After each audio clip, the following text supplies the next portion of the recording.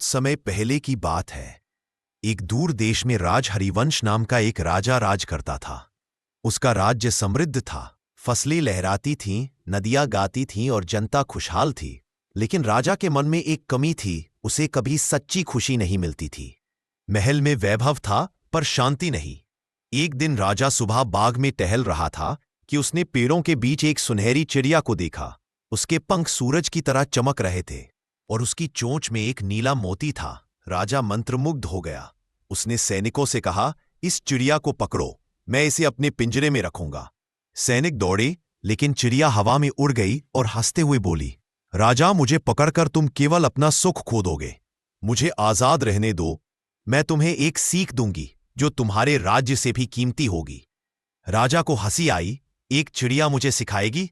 ठीक है, पहले पकड़ में तो आ। लेकिन चिड़िया उड़ गई पहाड़ों की ओर। राजा को चैन न रहा। उसने अपने सबसे तेज शिकारी वीरबल को बुलाया। वीरबल जंगलों में गया, जाल बिछाए और आखिर एक दिन वह सुनहरी चिड़िया को पकड़ लाया। राजा बहुत खुश हुआ। उसने चिड़ी जवाहरातों वाले सोने के पिंजरे में बंद कर दिया। चिड़िया ने शांत स्वर में कहा, राजा, तुम मुझे कैद कर सकते हो पर मेरी आत्मा को नहीं।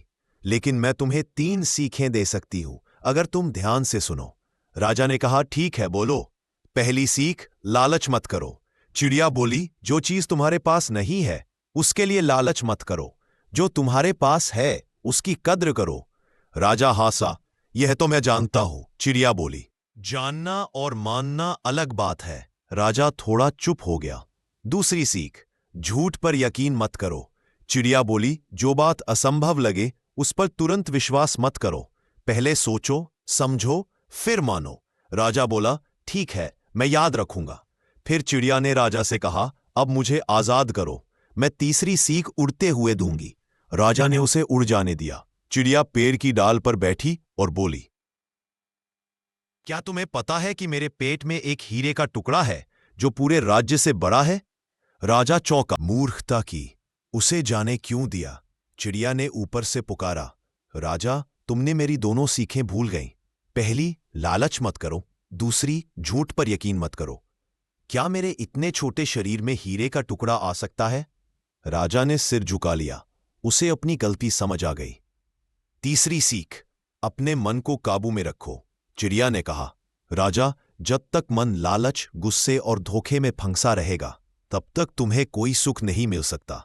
मन की आजादी ही असली राज है। राजा के आंखों में आंसू आ गए।